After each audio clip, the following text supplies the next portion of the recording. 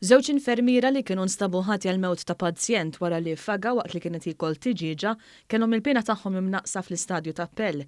Iż-żewġ infermiera Sant u Carol Bonnici nstabu ħati għat omiċidju involontarju wara illi pazjent bid-dimensja ta' 46 sena kien instab wiċċu l-isfel mal-art fil-kamra tal-banju wara illi kien faga fl-ikel tiegħu.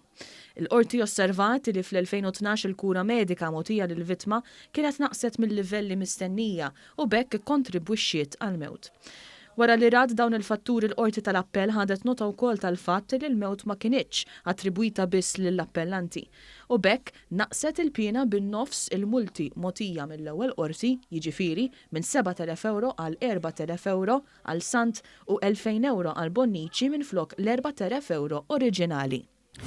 Doda Tuesday, ġuvni ta' 21 sena mill-Gambja li joqgħod Malta nżamm arrestat wara li allegatament is-sibt li għadda nqabad f'pussess ta' droga, kokaina u kannabis.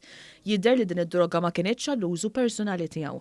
Huwa kien fuq il-libertà proviżorja fuq każ preċedenti marbut ma' traffikar ta' droga. L-imputat qal li ma jaħdimx u li joqgħod magħhugh li jaħdem Malta.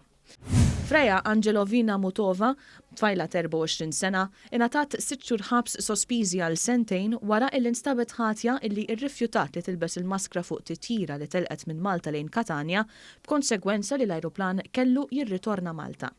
F'seduta tal-Qorti preseduta mill-Maġistrat Donatella Frendo Dimek ġie spjegat li t-tfajla kellha argument ma' membru tal-ekwipaġġ illi insista illi tilbes il-maskra skont il-miżuri tal-awtoritajiet tas-saħħa.